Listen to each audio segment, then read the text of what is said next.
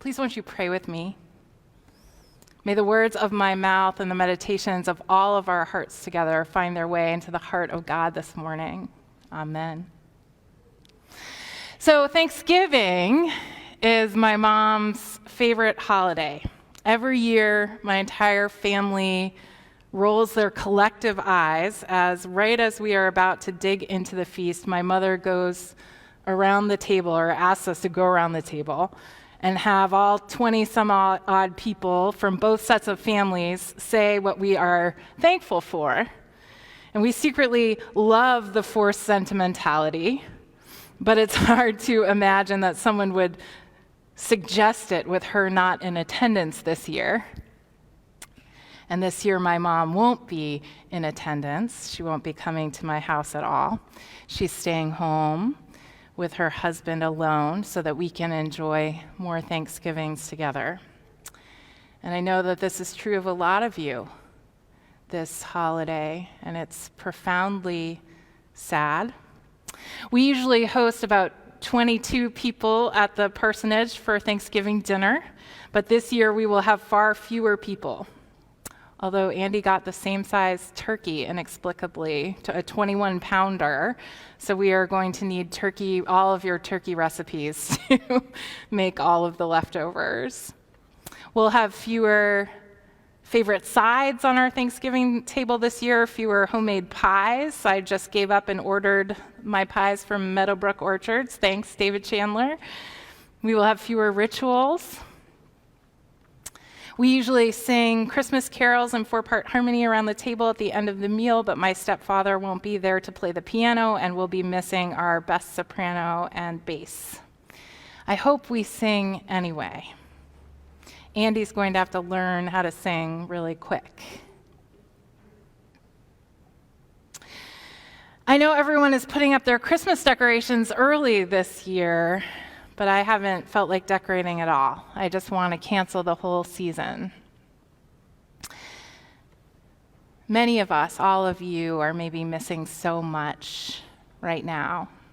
We are missing so many of our beloveds here in this sanctuary, and we know that they are joining us online right now. There will be an empty chair where beloved family members belong at our Thanksgiving table. There will be quiet solitude where there is usually buoyant frivolity. There are some benefits, like not fighting about politics with your drunk uncle, right? And not being forced to go to that deadly Yankee swap that you hate. But so much is in scarce supply right now. Hugs, companionship, family gatherings, church, hospital beds, right? Toilet paper again. Joy. The disciples are having a conversation about scarcity of resources when we find them on top of a mountain with Jesus. Passover was nearing, a time of festival and feasting for the Jews. Word had spread about Jesus' ministry, so a large crowd was gathering, 5,000 people. The crowd had heard that this teacher could heal people, so the crowd contained those who were desperate and isolated and sick and disabled and spiritually lost and poor and depressed and refugee and outcast. And they were hungry. Rumble, rumble. Jesus' friends weren't anticipating this crowd. And they didn't have enough. They didn't have enough for themselves to eat, much less enough to feed all of these high needs people. They had just 1 barley loaf, in fact, and 2 fish for the Passover meal, so they started to panic and bicker, right? We will never have enough. Our offerings are unacceptably small, and they aren't going to get any bigger, and there are so many hungry people approaching, and they are sick, and they are lonely, and they are poor, and we don't have anything to give. And we are sad and scared, and we are hungry too. And Jesus tests them by asking a rhetorical question: where are we to buy bread for all these people to eat? And the disciples failed the test. They answered Jesus' query with a budget concern, right? Not even 6 months' salary will buy us enough, they say. They just don't get the kind of God that they serve, that we serve, a God who cancels debts, who makes soup from a stone, who reminds us that together we have everything. So Jesus reminds them. He says, make them sit down. And then Jesus takes the loaves and he blesses them. And he distributes them to those who are seated, so also the fish, as much as they wanted. When they were satisfied, he told his disciples, gather up the fragments left over so that nothing may be lost. The leftovers alone, after feeding the 5,000, filled 12 baskets. We don't have enough, the disciples said. Hold my beer, Jesus replied. Jesus' action over the bread is described in this passage with the Greek verb Eucharisteo, which means give thanks. You might be familiar with the term Eucharist, which is what we often call the communion meal, Jesus' meal of remembrance and thanksgiving. The root word of Eucharisteo is charis, meaning grace. Jesus took the tiny bit of bread, saw it as a grace, a gift from God, and his response was to give thanks. Eucharisteo, thanksgiving, envelops the Greek word for grace, charis, but it also holds its derivative, the Greek word chara, meaning joy. Charis, grace; Eucharisteo, thanksgiving; chara, joy. Jesus models to his disciples to see that small loaf as grace and to give thanks for it with joy. And that's when it multiplies. When he has given thanks. There was so much food that they had leftovers. At a Thanksgiving dinner years ago, a magazine editor named Larry Smith made a suggestion to his relatives. They should go around the table and tell a story about themselves in only 6 words. Mr. Smith's family had fun with the idea that night, and he soon turned it into a best-selling book. For this Thanksgiving, the New York Times was asking readers to do a version of the exercise. They asked, in this year like no other, tell us what makes you grateful in 6 words. So because we are missing so many members of our congregation in person, I asked our congregation online to tell us what your 6 words were. And like the loaves and fishes story, you gave thanks and multiplied the abundance until there was more than enough for all. So here's what you are giving thanks for, First Church in Sterling, in 6 words each. Cheese, warm socks, heated leather seats, family, friends, love, sunshine, church, coffee. Church, cocktails, coffee. there's a theme here. Chocolate, children, carbs. Family, healthy pregnancy, fur babies, milkshakes. Children recognize they were raised by love. I am marrying my best friend. Everyone I care for is healthy. My silly cat keeps me company. We are healthy, safe, fed together.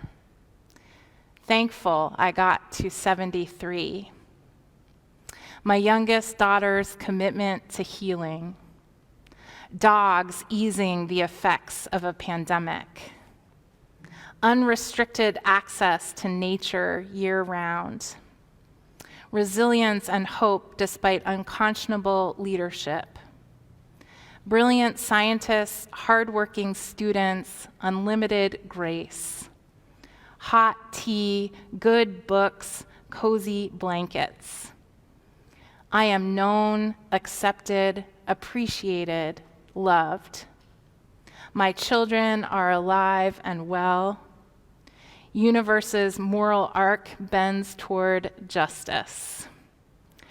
Friends, family, technology, giggles, chocolate. Hiking, healthy kids, all the vaccines. The sun that warms our hearts. Restored vision, companionship of Tessa cat. Baby snuggles, puppy kisses, pizza and wine. Virus enabling enjoyment of simpler things. Family, virtual church, Instacart, Zoom ukulele, well-being. Beach sand, love, my dog, hope. Lessons in resilience for my privileged kids. Teaching preteen to love cheesy musicals. The wrong punchline to knock-knock jokes. Hope and the sound of laughter. I'm thankful for shattered glass ceilings. Awakening to a brand new day. Forgiveness, gratitude, mercy, love, prayer, Jesus. Pre-adoptive parents, mom hugs and kisses, snuggles and family. I am thankful for medical care and health insurance, kindness and generosity during hard times, every new day on our farm, freedom to worship as I want, for children who teach me joy, family, church, Operation Food is Love, this community, my comfortable nest and proactive friends, singing and the people who sing, family, health, clean air, community, kindness, cool, quiet, and time to think. I'm thankful I am not dead. Also, still very grateful for pie. My dog, my cats, my family. Netflix is still releasing new content. Stacey Abrams, Ava DuVernay, Dolly Parton. My family, my life, my church. My kids lead the hikes now. Today, it might have been otherwise. We have colleagues in this work, people who can change their minds. Freedom to love, freedom to choose. Finding new community in tough times. My health, my family, my work.